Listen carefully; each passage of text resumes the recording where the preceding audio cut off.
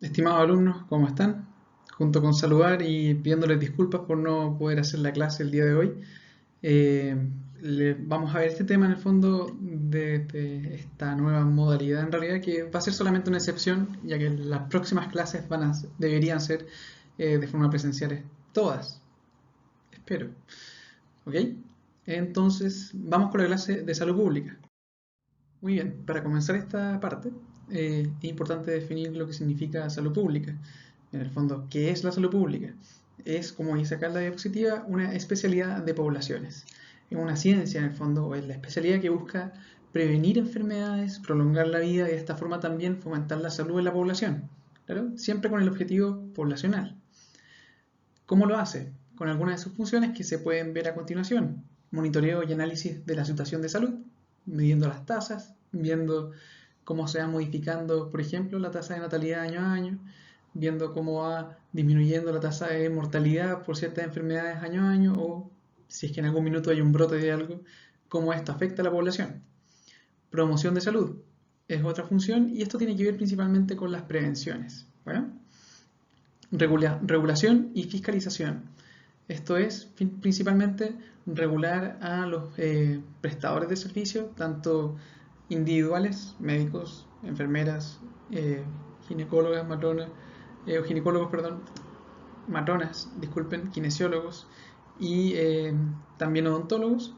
Y por otro lado también están los prestadores que son grupales como las clínicas. Esto se hace mediante la Superintendencia de Salud, por si acaso. Garantía de la calidad de los servicios mediante acreditación de instituciones o de los prestadores, investigación, desarrollo e implementación de soluciones innovadoras en salud, que eso hay que hacerlo en el fondo, pero no está tan potenciado actualmente. Reducción del impacto de emergencia y desastre en salud. Esto es en el fondo tomar medidas para disminuir, como dice el nombre, el impacto cuando hay alguna catástrofe, como por ejemplo el terremoto del 2010 o el aluvión de Atacama hace algunos años. ¿Okay? ¿Cómo podríamos organizar todas estas actividades que tiene la salud pública? En el fondo las podríamos organizar en estos 4 puntos. Primero, protección de salud, que en el fondo se refiere al control, ¿ya?, del medio ambiente, cómo disminuir los posibles factores de riesgo del ambiente, claro, sin actuar sobre el individuo, sino que sobre el ambiente nuevamente. Promoción de salud, es la educación sanitaria, cómo podemos hacer que los individuos disminuyan su exposición al factor de riesgo mediante, en el fondo, la educación, o sea, que el paciente solo no se meta donde no lo llaman, no se contamine en el fondo con cosas, cuando hay por ejemplo un brote de alguna enfermedad, no se contamine con ciertos alimentos. En el fondo es educar al paciente, o que use el cinturón de seguridad, por ejemplo, eso también es promoción de salud. Prevención de enfermedades, en el fondo esto ya tiene que ver con los niveles de prevención que vamos a ver después, y que si uno se pone a verlo bien críticamente, tiene que ver con las dos cosas anteriores. Restauración de salud es principalmente cuando tenemos que dar asistencia sanitaria, y esto es atención primaria o secundaria, en el fondo cuando tenemos una enfermedad. Todo esto lo vamos a poder ver en unas diapositivas más cuando hablemos de enfermedad en el fondo y prevención de ella. Como en salud pública en el fondo tratamos a las poblaciones, siempre tratamos o prevenimos en el fondo enfermedades. Y algo que han preguntado bastante y que vale la pena conocer es como cuál es la historia natural de una enfermedad. En este sentido, la historia natural de una enfermedad se separa como en dos grandes grupos: enfermedades infecciosas y enfermedades no transmisibles o no infecciosas. ¿Okay? Las infecciosas en el fondo se caracterizan por tener cuatro periodos que están mencionados acá. El periodo de incubación o latencia es el primero, que es aquel periodo en el cual el paciente contrajo la enfermedad pero aún no presenta ningún síntoma, es solamente infectado. Periodo prodrómico, que es cuando el paciente presenta síntomas inespecíficos, claro, y prácticamente es indistinguible una patología de otra en este periodo, como por ejemplo mialgia o fiebre o compromiso de estado general. No hay nada que lo pueda diferenciar de una infección viral o una infección viral de otra, claro. Periodo de estado o clínico, en el fondo es cuando el paciente desarrolla la clínica florida de su infección. Pongamos un ejemplo. Tenemos un paciente que se infectó con varicela y otro con hepatitis B o hepatitis A aguda. ¿Claro? En este caso, paciente con varicela y con hepatitis A van a tener un periodo de incubación que va a durar cierta cantidad de tiempo, un periodo prodrómico en el cual ambos se van a aparecer, van a presentar quizás fiebre, el periodo de estado el que los va a diferenciar, donde el paciente con varicela va a presentar el exantema, en cambio el otro de la hepatitis va a presentar la hepatitis aguda con su patrón colestásico e ictericia de tipo directo. ¿Claro? ¿Cómo la diferencia? Finalmente está el periodo de desenlace, en el cual tenemos como tres posibles caminos. Uno es que el paciente se mejore, ¿claro? Otro es que el paciente no se mejore, pero no fallezca, en el fondo, que sería cuando se hace crónico. Y el tercero sería que el paciente tenga el peor desenlace, que sería la muerte. ¿Claro? Son como los tres desenlaces más frecuentes, o que pueden encontrar en realidad. En cambio, en las enfermedades no transmisibles, o crónicas en el fondo, vamos a tener los siguientes periodos. Se agrega uno más acá, pero bien similar. Tenemos un periodo prepatogénico, que es como la exposición a factores de riesgo de la enfermedad. ¿Claro? Por ejemplo, yo no tengo hipertensión diagnosticada, pero periodo prepatogénico para mí, para hipertensión, sería comer más de 3 gramos de sal al día o tener una dieta hipersódica o hipernatrémica. Claro, eso podría ser un periodo prepatogénico, factor de riesgo y aumento de la ingesta de sodio. Luego vienen los periodos de cambios bioquímicos, que es cuando ustedes no tienen síntomas aún o no tienen manifestación clínica, pero la enfermedad es detectable a través de exámenes de sangre. El ejemplo acá bueno sería el de la diabetes mellitus, en el cual el periodo prepatogénico sería tener factores de riesgo que sería padres con resistencia a la insulina y yo con resistencia a la insulina, conductas de riesgo, consumo exagerado de hidratos de carbono, ¿ya? Cambio bioquímico inicial sería el aumento de la glicemia, bueno, y también ahí va de la mano con el aumento de la hemoglobina glicosilada. Luego de esto vienen los cambios tisulares, que los cambios tisulares en el fondo involucran un daño orgánico que puede ser visible quizás por una biopsia, claro, pero no aún, o sin clínica aún, simplemente sería cambios en los distintos tejidos. Este sería el periodo, por ejemplo, en el cual ustedes hacen el screening para hipertensión arterial. Claro, el paciente no tiene una clínica presente, pero él ya tiene cambios tisulares en el fondo y si ustedes, al asintomático me refiero, lo examinan, quizás le pueden encontrar una presión arterial un poco elevada. Periodo clínico es cuando la enfermedad se manifiesta ya con sus síntomas y signos en ocasiones, claro, o síntomas y signos, clínica completa.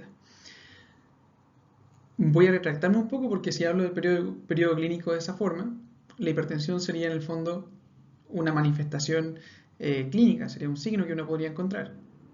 Igual es discutible al respecto, pero da lo mismo. Lo importante es que conozcan que esto es la floración de los síntomas. Y finalmente, nuevamente encontramos el periodo de desenlace, donde en el desenlace siempre se encuentra la recuperación, la cronicidad o la muerte. Bueno, vuelvo a repetir, esto es importante que lo conozcan. En el fondo, la historia natural de la enfermedad la han preguntado varias veces y hay que saber más o menos cuáles son los componentes de ella, tanto de las infecciosas como las no infecciosas. Bueno, este dibujo que está acá es como bien útil para mostrar la integración que tienen los conocimientos, ¿ya? De que no solamente historia de la enfermedad, que es esto de acá, que es este cuadrito que está aquí en esta zona, ¿ya? Esta es la historia, que es lo que nombramos recién, ¿ya? Sino que también uno puede sumarle a la historia estas prevenciones, claro. Por ejemplo, acá pueden ver la prevención primaria, que actúa en el periodo prepatogénico, ¿ya? Tanto para la infecciosa como la no infecciosa. Y son principalmente las medidas que hablaba hace un rato con ustedes, de protección específica, promoción de la salud, que serían estas dos, ¿ya?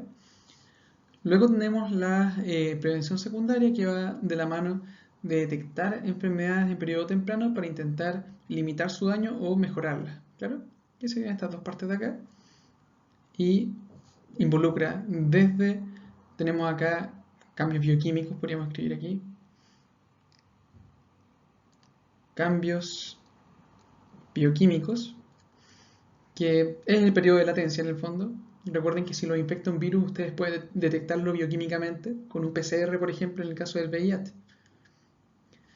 Cambios tisulares, aparición clínica y finalmente el desenlace, ¿ya? Cuando el desenlace es crónico o cronicidad, ¿ya? Uno habla de la prevención terciaria. Bueno, por eso es importante como tomar esto y usarlo en otras cosas. Siempre preguntan prevenciones en el fondo y es por algo. ¿Es por qué? Hay que saber historia natural de enfermedad y también han preguntado historia natural de la enfermedad separada. Los niveles de prevención entonces, como para ponerle finalmente como se podría decir, ponerle fin a este tema, los niveles de prevención se pueden dividir en 4 niveles. Bueno, nivel primario, secundario, terciario y cuaternario. O sea, que este último nivel que hablamos no estaba antes en nuestro disco duro. Lo vamos a ver ahora. El nivel primario, en el fondo, es de prevención, como hablamos recién, de disminuir los factores de riesgo para que el individuo ojalá no tenga la enfermedad. O sea, el nivel primario es un paciente que no tiene ni síntomas ni tampoco tiene enfermedad. ¿Ya? O sea, no tengo síntomas, no tengo clínica, tampoco tengo enfermedad, solo factor de riesgo. ¿Ya? Solo sobre factores de riesgo va a actuar. Eso es importante recordarlo. Promoción de salud, o el nivel primario se puede dividir en 2 grupos. Promoción de salud, que es cosas que puede hacer que el individuo en el fondo disminuya su exposición a un factor de riesgo. Por ejemplo, acá vamos a poner ejemplo, educar sobre dieta, ¿ya? Que el paciente en el fondo haga dieta.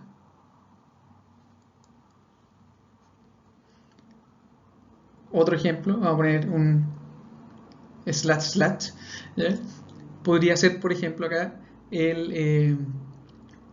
las normas del tránsito, ¿ya? Y en este sentido como la educación del piloto. Acá se nombra el uso de cinturón de seguridad.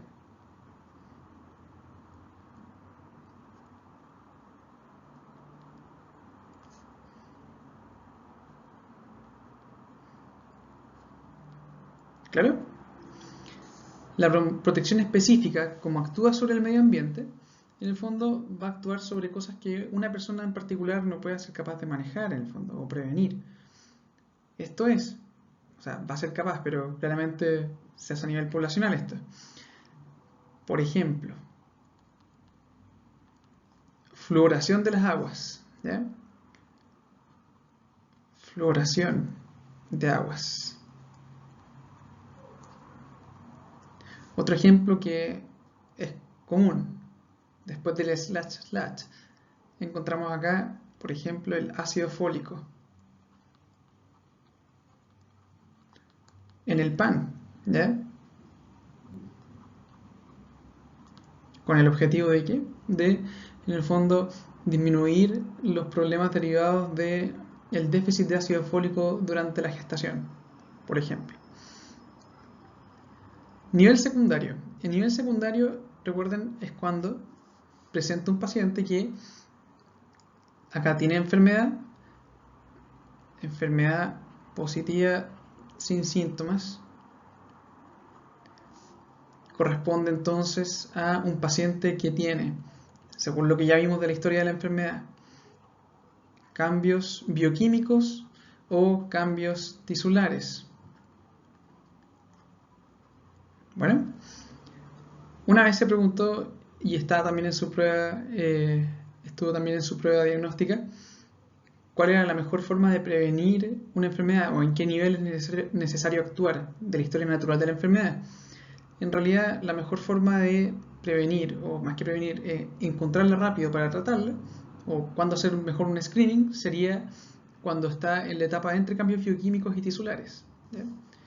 Por tanto, aquí vamos a cambiarle un poco el color y vamos a poner acá, según esto, corresponde a la, disculpen por ese pequeño error, es la mejor etapa para realizar screening.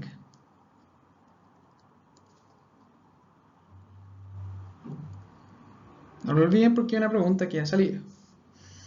Ok, ¿qué medidas podemos encontrar como ejemplos de, ahí le cambié el color, ejemplos de nivel secundario? Fácil. Toma de presión arterial, ¿ya? Yo sé que esto se contradice un poco lo que hablaba hace un rato, porque la presión arterial, en el fondo, cuando está elevada es un hallazgo y uno lo hace como screening. Claro, no es la aparición clínica de la enfermedad. Esto es como bien discutido. La aparición clínica podría ser cuando el paciente tenga una encefalopatía hipertensiva, ¿ya? Por ejemplo, o un accidente vascular por culpa de su hipertensión, o que cuando ustedes le hagan un fondo de ojo se encuentren con daños de retina asociados a, en el fondo, presión arterial alta. Por eso aquí toma de presión arterial en pacientes sanos se considera simplemente un nivel secundario de screening. ¿Claro? Es como si ustedes les tomaran la presión arterial, probablemente ninguno es hipertenso, pero le están haciendo un screening de hipertensión. Acá, cualquier screening que se le ocurra puede estar en este grupo. Por ejemplo, glicemia de ayuno, ¿ya? Test de Adams en los adolescentes,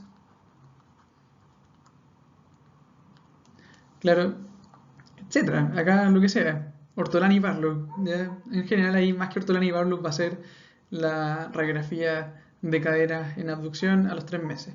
Bueno, nivel terciario es cuando tengo el nivel de resolución de la enfermedad. O sea, acá ya la enfermedad está o cronificada, ¿ya?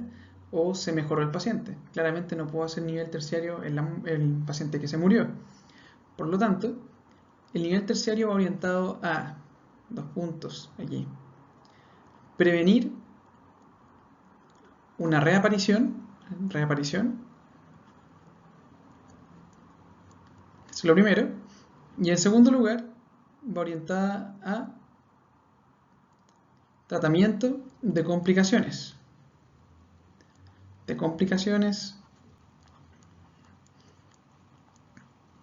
Slash, de nuevo, rehabilitación.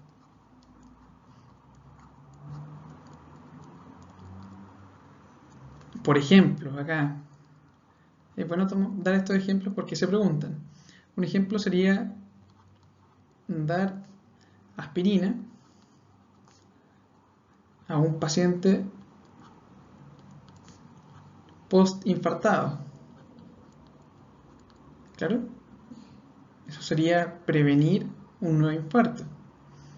O, en el contexto del infarto, dar IECAS a un paciente post-infarto.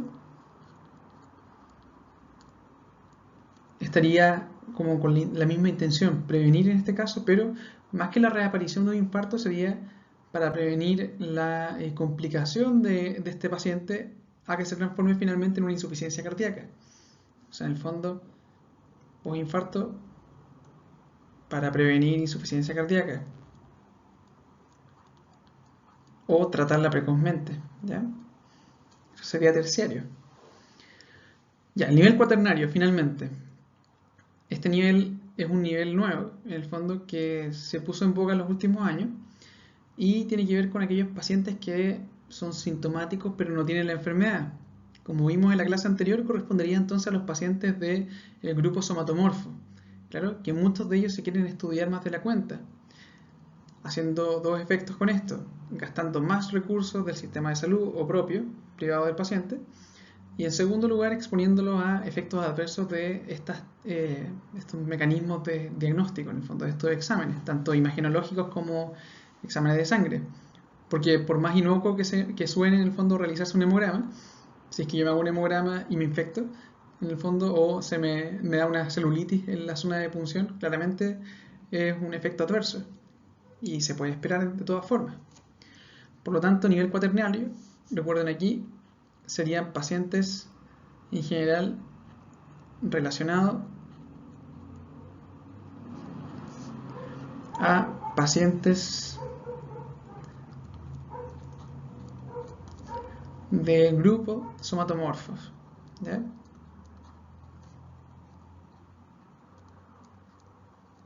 Ok, esos serían los niveles de prevención. Espero que los hayan entendido bien, los comprendan. Cualquier duda, no duden en enviarme un correo posteriormente. Ya. Si a alguien no le quedó claro lo anterior, puede complementarlo con esta diapositiva donde se resume en bien pocas palabras ya cuál sería cada nivel de prevención, viendo solamente dos factores, enfermedad y la presencia de enfermedad y la presencia de síntomas. ¿Claro? Noten cómo en la primaria, en el fondo no tengo enfermedad, voy a tener ausencia de enfermedad y ausencia de síntomas. ¿Claro? Enfermedad negativa, síntomas negativos. En la secundaria, donde ya tengo cambios bioquímicos tisulares, voy a presentar ausencia de la enfermedad aún, ¿claro? O sea, perdón, voy a presentar presencia de la enfermedad, qué tontera, se nota ahí mismo, presencia de la enfermedad y ausencia de los síntomas, ¿claro? O sea, no tengo aparición clínica. Terciaria tengo ambas, ¿ya? Y por lo mismo tengo que rehabilitar al paciente, prevenir su reaparición. Y en la cuaternaria no tendré enfermedad, pero sí voy a tener síntomas presentes. Y hay que recordarla, ¿ya? Conversivos, en el fondo, más que conversivos serían pacientes con hipocondría principalmente. Esto no lo olviden, ¿ya? Ya que es algo muy preguntado.